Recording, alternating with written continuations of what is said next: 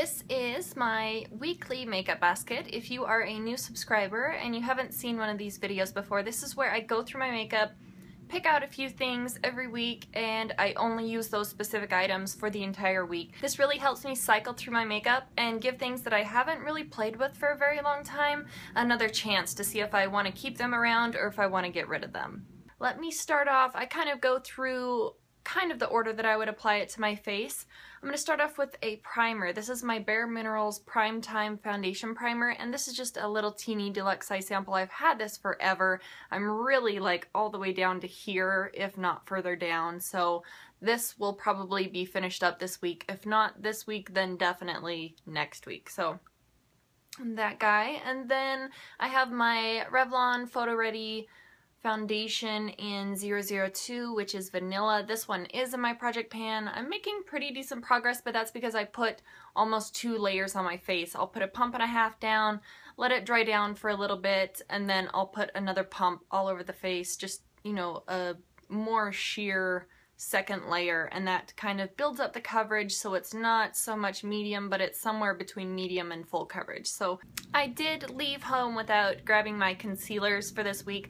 I will be using the Maybelline Instant Age Rewind Dark Circle Eraser. I can use that all over the face if I need to, and then I also have the Covergirl+Olay Concealer Balm. I'll be using that guy for brightening, so like the center of my face, underneath the eye area, that kind of a thing. For my powder, I have my MAC Studio Fix NW18 powder. This is a pretty thick, heavy powder. This is really supposed to be used as a powder foundation instead of a setting powder, but I found if I use just a light hand and a stippling brush that this actually doesn't, it's not too bad. As long as I use this makeup setting spray, it's fine. So that's that guy. And then for my bronzer this week, I'm trying to work through this. It's not in a project pan or anything, but it's about, you know, halfway, a little bit over halfway finished. This is my Tarte Park Avenue Princess bronzer. This is just one of the little deluxe sample sizes. This is like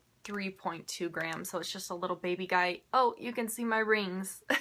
They're starting to show through, so it's almost finished.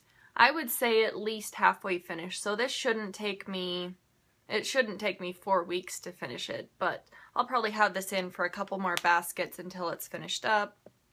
And then onto blush. I decided to pull out one of my favorite fall blushes. This is the NARS Blush in Sin, and let me show you.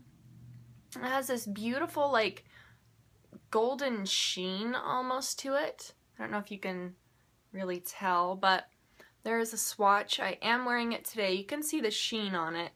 I just lightly did a light blush application today. I didn't want to go too crazy. Lately, I've been feeling like my blush is really apparent, and I really don't like that look. So I definitely put my blush down, and then I try and buff it into my skin and blend it in a little bit better. So this is what I'm going to be using this week. I love this blush. It's one of my top 5 favorite blushes, hands down. And then I have 2 highlighters that I'm going to be working with this week. One of them, this is the Cindy Lou-Manizer. I got this in my Birchbox this month, and I'm also using my NARS Albatross. So the NARS Albatross is it looks white, but it is a golden highlight.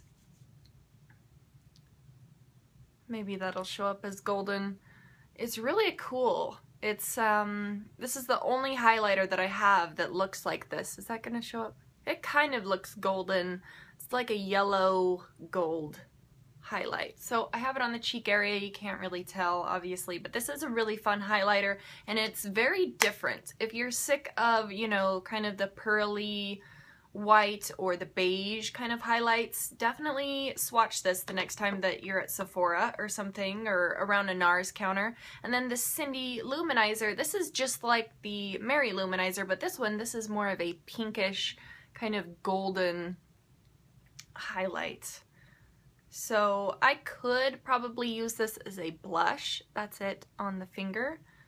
But I found that if I put this at the higher point of my blush, kind of in between the Albatross and Sin, I put it like right in this area, and it kind of just blends the two together. It kind of meshes them together. So that is it right there. I guess I could have put it in the middle, but that's it.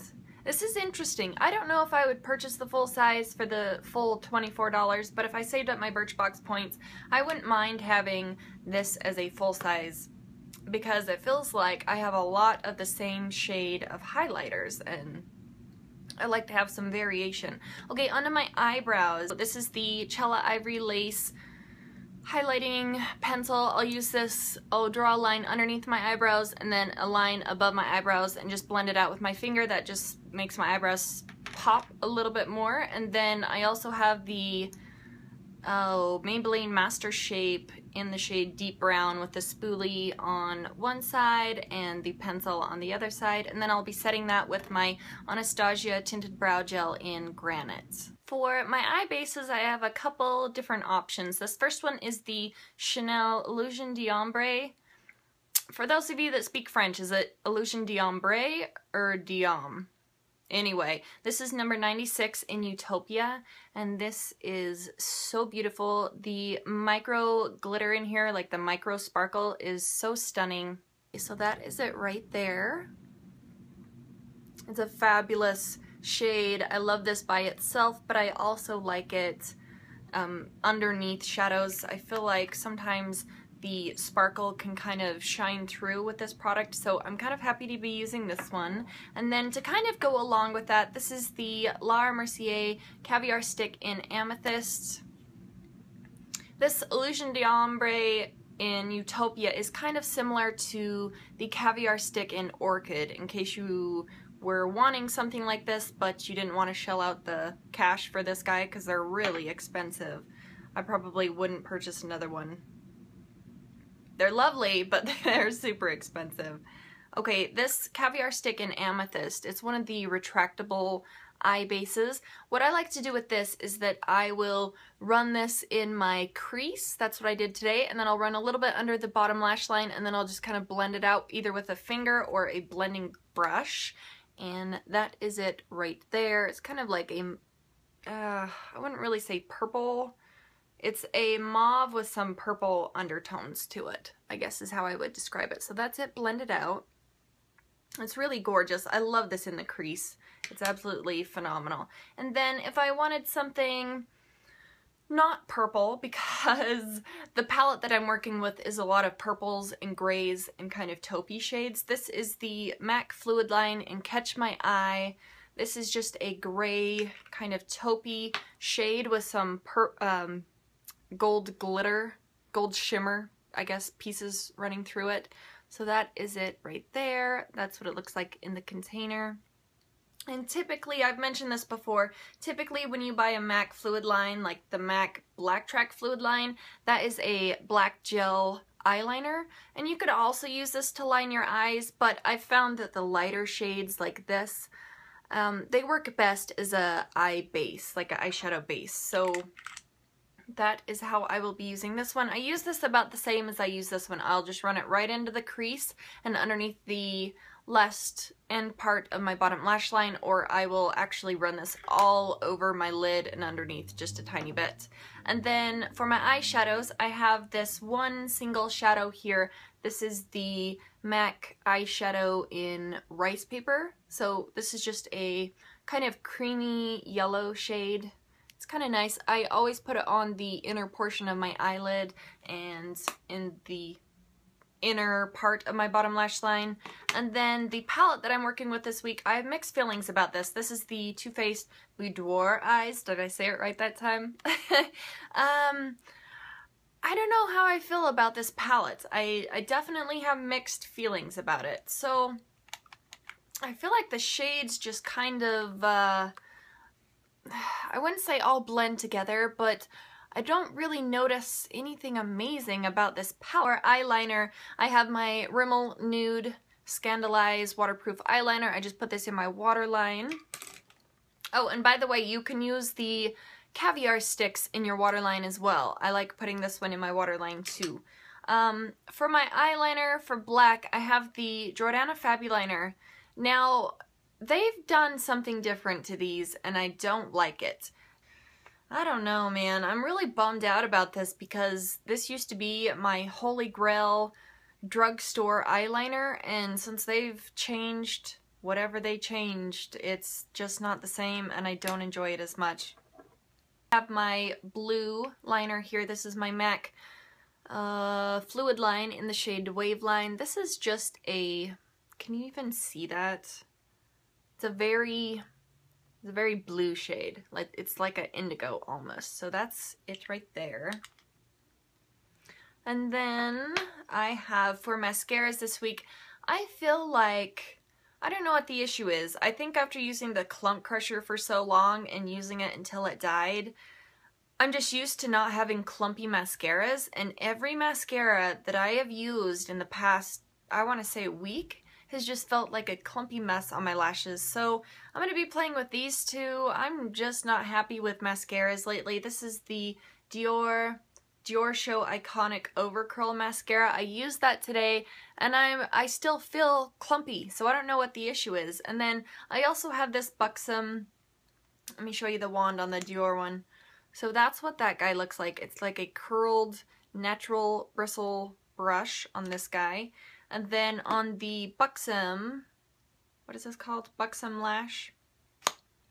That is what that guy looks like. I do like this one. This is great for length and for not being clumpy, but it gives you zero volume. It's nice for the bottom lash line, but nothing else. So I don't know. I might have to break into my new Urban Decay Perversion mascara if I'm not happy with these at the end of the week. Onto lips. So obviously I have my red lipstick from my Project Pan. This is NARS Jungle Red. This is a gorgeous, brighter kind of, I wouldn't say orangey. It's just a bright, true red, I would say. So that's it right there, obviously. And then I have a combination here that I'll be wearing. This is the MAC Luster lipstick in the shade Naturally Eccentric. This is essentially a very light nude white lipstick. It really makes your lips look white. So I'll be putting this down first, and then over the top of that I have the Buxom lip gloss in the shade Pucker Up. That's what's on my lips right now. I absolutely love this. If I don't want something so bright, I also have this combination here. This is the MAC lipstick in Blankety. This is an amplified lipstick, and this was what I traded in my last MAC empties for this, for the Back to MAC program. So that's it right there. And then over the top of that, I'll be using my Jordana Lip Out Loud lip gloss. And it is just a very light, kind of creamy pink shade. So I'll be putting those two together, and it just kind of lightens up Blankety a little bit in case it feels too brown for the day. For my perfumes, I have two of them. This is in my Project Pan. This is my Victor Knoll Flower Balm. And then for something a little bit more seasonally appropriate, I have the True Religion perfume right here. I have a giveaway up on my channel. It's about 2 videos ago. If you are a subscriber, go over and check that video out. If I remember, I'll link it down below. Thank you guys so much for watching, and I'll see you in the next one. Bye!